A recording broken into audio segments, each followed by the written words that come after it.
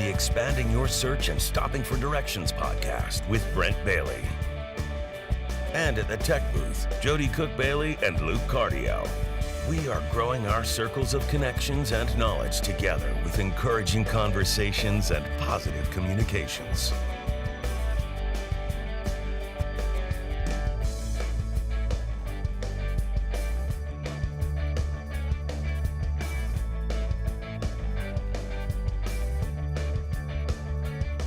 And now, Brent Bailey.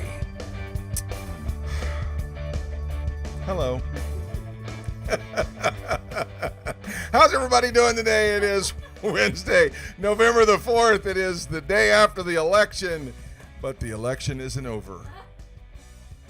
I was just trying to lighten the mood up there. I know that a lot of folks are freaking out right now, stressed to the max, and nobody knows what to make of what is going on today. When are we going to have a president elected? Is it going to go before the courts? Is it going to be declared just an outright winner? And I wish I had an answer for you, but we don't. So guess what? We just turn it over to the Lord and we pray. So today we got a great show because we're going to have with us Addison Bevere, and he is going to be talking about being more than just a Christian. I know that some people kind of have that, what? What does that mean? Well, you'll want to stay with us to find out. All right now I'm being joined over there at the booth by Jody and by Luke. And guys. Hey, everyone. Everybody hey, good? Everybody's good. How's everybody? Y'all? How's your stress level over stress there? Everybody level, good? I'm maintaining. You're maintaining. All right. Well, it is a little bit. It's a little bit unusual because you just don't know what is going to happen and how is it going to happen and that kind of thing. So, anyway. Yeah, the when is the biggest thing for me. I just want to know. Yeah. I just want to know. We want to know. Right. I know. One way or the other. Let's get it over with so that we can rip we the can Band-Aid move on. off, Yeah, right. please. So, yes. So anyway, as it stands right now, we have no idea who's won. It's still very tight to call in 5 or 7 states.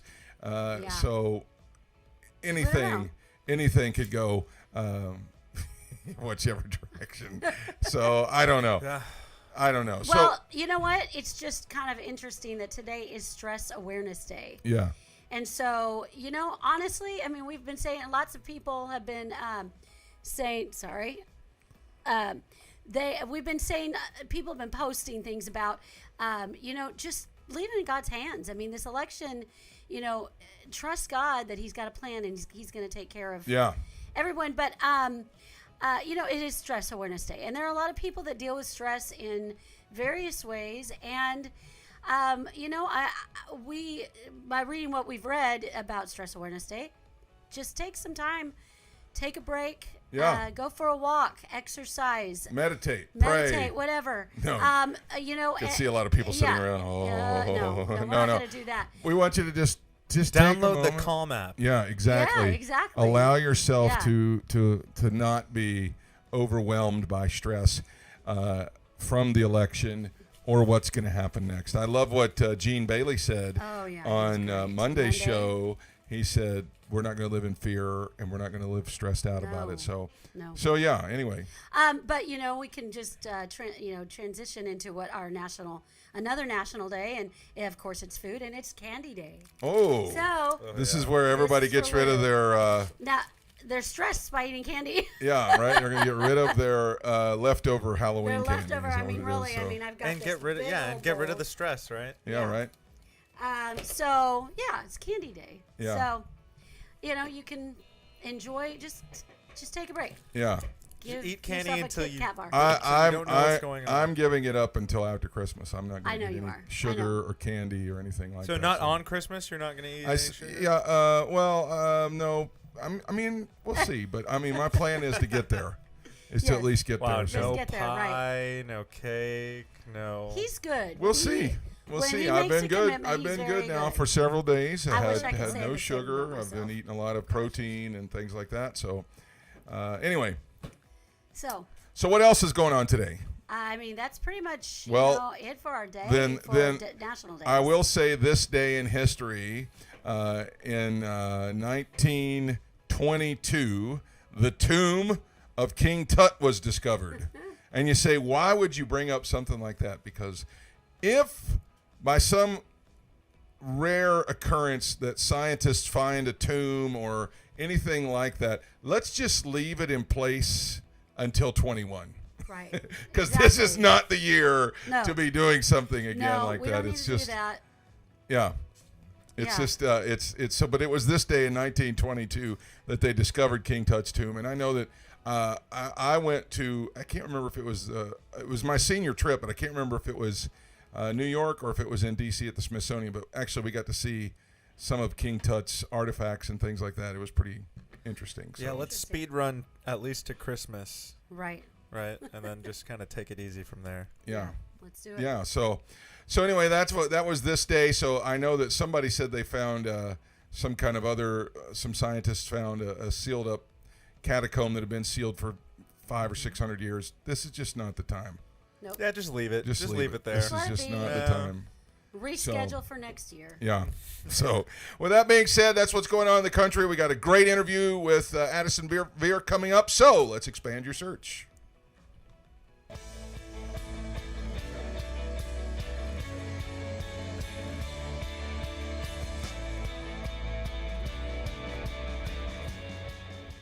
I'm very excited to have my guest today. He is the COO of Messenger International. He is the husband of Julie and the father of 4. He is also the oldest son of the authors and speakers that are known around the world as John and Lisa Bevere. He is a co-founder of a new movement called sonsanddaughters.tv and the author of an incredible new book called Saints, Becoming More Than Christians. I'm so excited to have him on the program today. Please welcome to Expanding Your Search and Stopping for Direction, Addison Bevere. Hey, Addison, how are you today?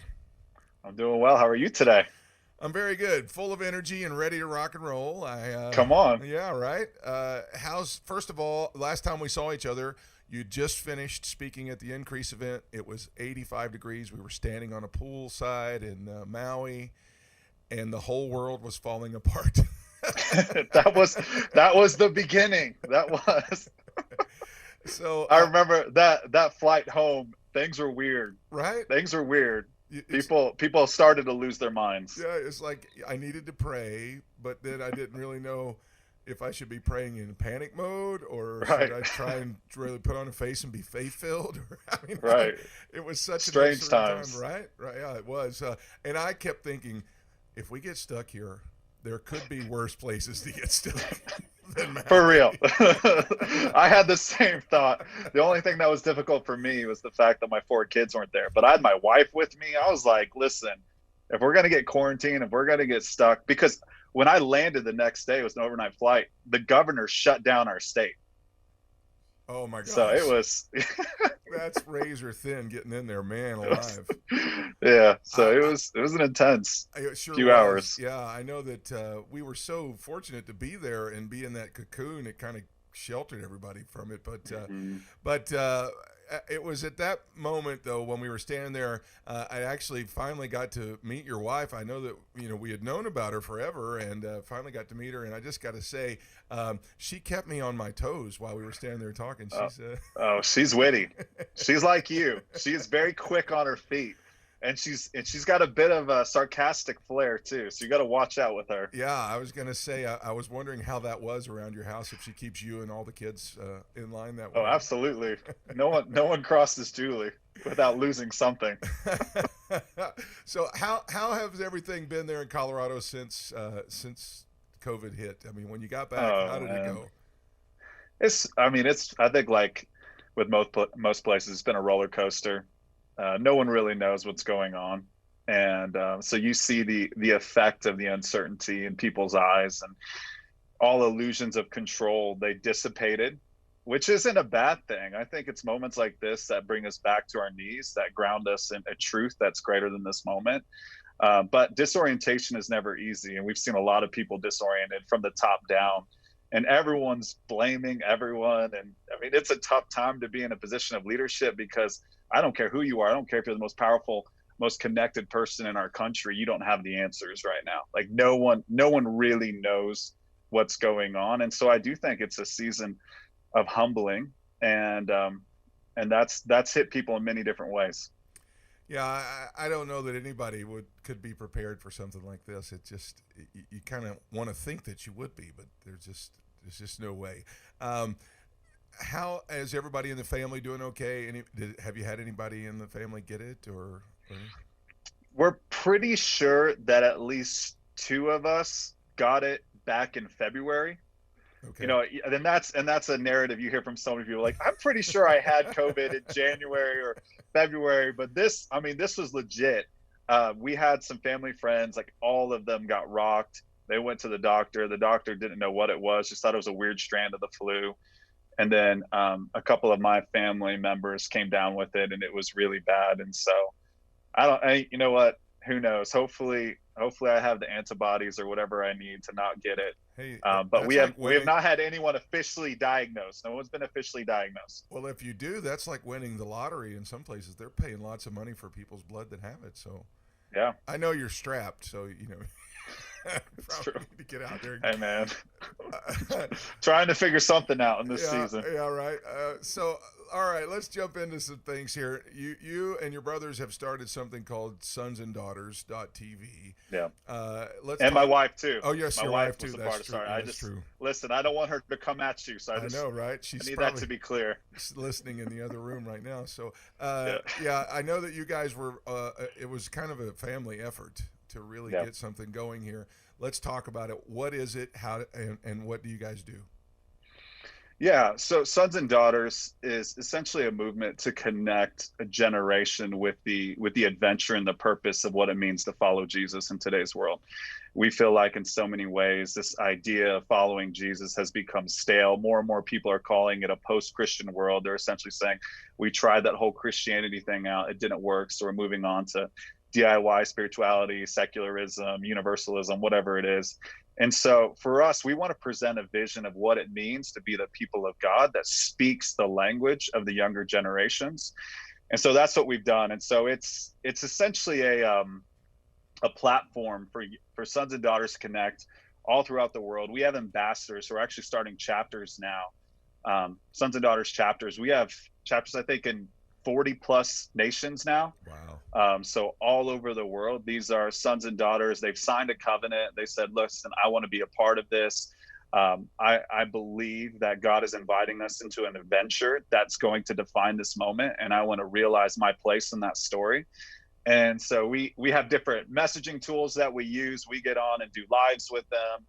We provide them with resources to lead wherever they're at. We also work with local churches who don't have a robust or developed young adults ministry, and we essentially give them everything. We're like, here you go. This is everything that you need. Please use our branding. Please use our messaging. We want to support you in what you're doing. And it's been neat to see the way this has just taken off. And so if people want to connect with us, we're on Instagram at Sons and Daughters TV. They can go to sonsanddaughters.tv and learn more about it. They can become an ambassador. There's a whole process that people get to go through that's really cool. We've had some wild people join the mix, which has been really exciting, just seeing people from different spheres of life. What do you mean by wild people? All right, I'll give you a couple examples. So we do a discovery call with a person to vet them. So we have a group of Sons and Daughters ambassadors who have been trained to do discovery calls. Well, we had Vanilla Ice's little sister, which I just thought was so funny, like being someone who was a kid in the 90s. Vanilla Ice, his little sister joined. We have different professional athletes in the mix who have joined. We have people from... Did she offer to solve a problem? It's like, listen, if you have a problem, listen. Yo, I'll solve it. I know. When I heard about it, I'm like, listen, I want to hear her rap. I want to see if it's a familial thing. But we have people who, have a lot of influence, which, that's neat. But we also have people who are small town USA who don't have great community, who are looking for something that they can belong to that's bigger than themselves. Like, I fully believe we don't find something worth living for until we find something worth trading our lives for.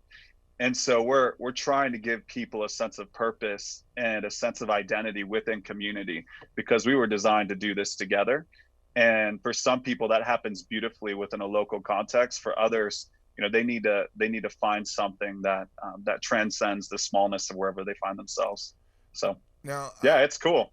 It does sound like it's an amazing thing that we're seeing. And I know I was youth pastor for almost 25 years, and I did see the same thing where a lot of the kids that grew up were on fire for God, but then they got a little older and they kind of drifted away from it.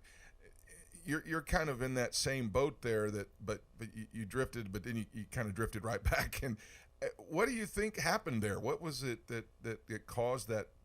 I don't want to call it a mass exodus, but there was a big adventuring away from folks in your age bracket there. What do you think was the cause behind that? I mean, without pointing your finger at somebody and saying it was your fault. Yeah, yes, it's your fault. All of you pastors. No, it's not. Yeah, we would love to believe in our reductionist tendencies. We would love to believe it's that simple, but it's not. I mean, I think my generation, I'm a millennial, I'm in my mid-30s, I'm an older millennial. I think we're seeing this. I saw a study recently that said millennials are not coming back to church. So with every generation, when they move into that young adult phase, there's this percentage that leaves the church and kind of goes away and does their own thing. But a lot of them end up coming back to church when they get a little older, when they get a little wiser, when they start having families. Millennials, though, are not following that pattern, which is very disconcerting. And I think one of the reasons why we're seeing this is because we do live in the information age. And there are a lot of attractive ideologies that are cultural, that are political, that, in my opinion, are better presented than what were presented within the church. And so the gospel and God, they're not too small for this big connected world that we find ourselves in, but our version of the gospel and our version of God that we're presenting, I think, is just too small for the big questions and the problems and concerns that the younger generations are navigating right now. And so what I have found is I'm seeing young people come back to the faith when we actually give them a radical vision or picture of what it means to follow Jesus. I don't think people are looking for the cheap novel like pseudo experience. Like club experience Christianity. People are looking for something deeper, and that's why you see a lot of people who grew up in non-traditional camps even going to forms of worship that are liturgical or traditional, because people are looking for something to be grounded in. So it's just really interesting what's happening right now. But I think the common denominator that you see amongst people who are returning to the church or returning to the faith, they have this like desire to truly lay down their lives. And it's a radical picture of following Jesus in a world that is more and more post-Christian. Yeah, I know. So several of my kids that grew up in my youth group, I actually ended up in more liturgical Methodist, Presbyterian, those Episcopalian churches that really kind of surprised me, because they were long-haired, musician types when they were kids growing up. Now they're, in a very traditional type church. So that brings us to your book, Saints, Becoming More Than a Christian. I've heard you say it before that you don't like calling yourself a Christian, and I know that that's controversial in some people's eyes, but really, when you hear the whole explanation and read the book, it makes total sense. So talk a little bit about that, because it goes hand in hand with what you're talking about. Yeah. Well, if you look at Scripture, the word Christian is used 3 times. That's it. Twice in Acts, once in 1 Peter. The word saint is used over 60 times just in the New Testament. And we don't have time to really dive into this, but if you look at what it means to be a saint, it does not mean that you're in a stained glass window or you have a halo over your head or you're canonized by the powers that be. A saint is someone who practices and participates in the mystery of God's kingdom here and now. And when you look at the early church and you look at Paul's letters, when he writes these letters, he's saying to the saints in Philippi, to the saints in Ephesus, to the saints in Rome, to the saints in Corinth. He is starting his letters by identifying them as saints. Now, these are brand new Christ followers. Brand new. These are Gentiles. These are the people who didn't belong. These are the people who weren't holy. And yet Paul is calling them holy ones. And when you really think about it, God's defining attribute is his holiness. So he is the holy one. And when he calls us saints, he's calling us holy ones. So he's essentially calling us children of God. And really, the identifier Christian didn't get major traction until it was institutionalized by Constantine several centuries later. And so there's two fascinating things I'm gonna hit real quickly about saints. So number one, saints is a collective identity. You'll never find the word saint in scripture. You'll always find the word saints because we are saints. It's our Father, not my Father who is in heaven. Whereas Christian has become very individualistic. It's about my salvation, me getting into heaven one day, me not feeling bad about myself now. And it's created such a small picture of what it means to be the people of God that is in so many ways anti-kingdom. And so what I'm trying to do is I'm trying to say, like, look, if our world is calling this a post-Christian world, maybe we should look at the early church, because they were turning the world upside down. Yeah. They were reconciling groups of people that didn't get along. They were bringing people together who didn't belong together. And they were disrupting all of the political and social norms, and they were called saints. They were identified as saints. What is that? Like, how do we lean into that? And if you look at Daniel 7, 3 times, the saints are described as the people who possess the kingdom. And that is the great promise. Like, so Jesus's favorite subject, the thing he talked about more than anything else, was the kingdom of God. More than anything else, that's what he talked about. And saints are people who lean into the mystery of God's kingdom here and now and bring the reality of the kingdom into this present world through practical demonstration in their everyday lives. And I want people to capture that vision and see that following Jesus is so much more than just making it through life and going to heaven one day. It's so fascinating. I wish we had more time to talk about it, because I've seen that myself as a pastor. There's so many people who's focused more on themselves instead of this great kingdom and really the relationship that we have with Jesus. It's really not that. It's so many people are like, if I just do these steps and follow this order, it all going to work out okay for me, and they're disillusioned when it doesn't, and it's so sad. Yeah. And even like, if you look at the way saints used, it was never supposed to be a prefix that goes before people's names. So snobby religious elitism ruined that term by taking something so beautiful and sticking in front of their name, like, oh, I'm Saint Addison. I'm so amazing. I've done 3 miracles. I've hardly sinned the last week. No, that's not at all what it means to be a saint. Saints are people who are confident in who they are as sons and daughters of God. And from that place of confidence, from that place of belonging, there's a practical demonstration that our world is craving to see. Like right now in this political unrest, we have the left and the right, which offer caricatures of righteousness and justice. Saints, people of the kingdom, recognize that God's kingdom is established in both righteousness and justice. So they're people of the tension. They belong to a greater kingdom. And because they have a vision of this greater kingdom, they refuse to settle for powerless platitudes and cheap sentiments. And they really lean into the heart of God for a generation, because they're living for something bigger than themselves. They're not concerned about their own salvation, because they know they are covered in the Father's love. It says in 1 John 4 that this fear that love drives out really is a fear rooted in judgment. And saints, they're so confident in who they are that they spend their lives giving away what they have found in the Father's love, giving that away to a world that desperately needs to see that love in practical demonstrations. So good. Our guest today is Addison Bevere. He is the author of a book called Saints, Becoming More Than a Christian. And if you'd like to get a copy of that book, you can sure jump on Amazon and get that, or you can go to messengerinternational.com. I believe we're going to throw your information up on the screen right quick, so that people can follow you on Instagram or on social media. Addison has got quite a bit of a following, and the new stuff that is coming out through Sons and Daughters TV and through the book is things that are going to teach more than just cookie cutter Christianity. This is a real relationship builder that we're talking about right here. And there it is, addisonbevere.com, messengerinternational.org. You can follow along on Facebook at Addison Bevere, and on Twitter and Instagram at Addison Bevere, and on YouTube, it's Sons and Daughters TV. Guys, I highly encourage you to get a copy of the book. I picked up a copy while we were in Maui, and it's outstanding. And thank you, bro. Man, I really just couldn't be happier for the message that you're putting out there right now. And so I'll end with this. You've been through it like the rest of us, as somebody who is a saint. And I mean that in the most real way possible. What encouragement can you give to everybody that's going through all this craziness right now?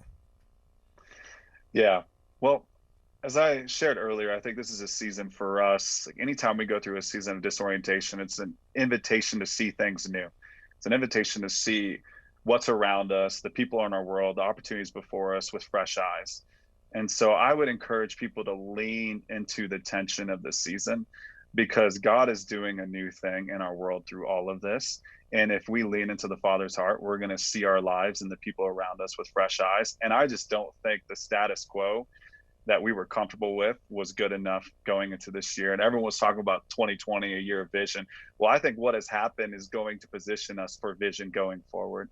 And I believe that we are going to see a version of the church and a version of the kingdom that is going to be positioned for the greatest revival that we have ever seen, the greatest return to life that anyone alive today has ever seen. And so practically, I would just encourage people, like, don't run from the tension, lean into it. Beauty is found in the tension, meaning is found in the tension. And I believe that God is doing something special through all the pain and all the hurt. I believe that God is going to prove himself faithful, as he always does. Addison, thank you so much for your time today. I really appreciate it. Give our love to Julie, your kids, your brothers, and your mom and dad. And we hopefully will be seeing you in Hawaii again real soon. Come on, man. That'd be awesome. Thanks, right. Brett. Always good chatting with you. Always great to see you, too. Have a great rest of your day. We'll talk to you soon. You too, man. All right. That's Addison Bevere. And now it's time to stop for directions.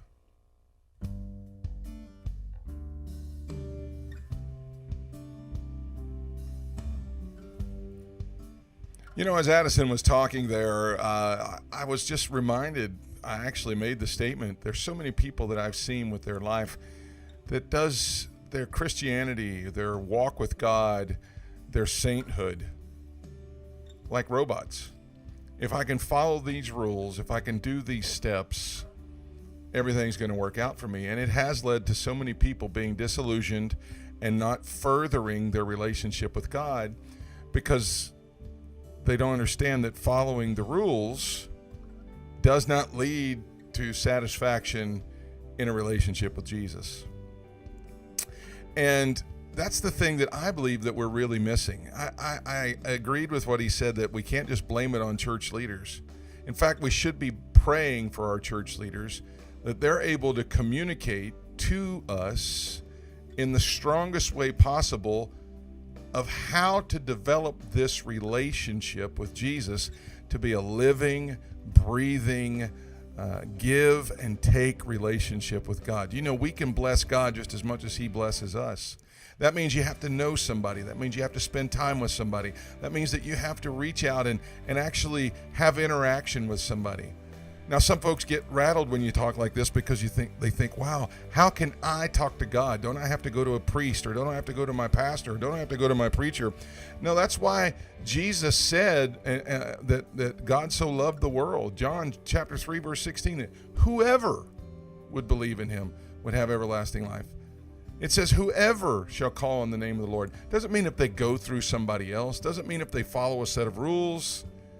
It means that if you will seek God yourself, learn to talk to God, have faith that he's talking back to you, and receive that give and take relationship, this is how you grow into be more than just a Christian by label, and you actually have a living relationship with Jesus. That's the direction we're giving you today. That's going to wrap it up for the program today. I want to thank Jody and Luke for another great show.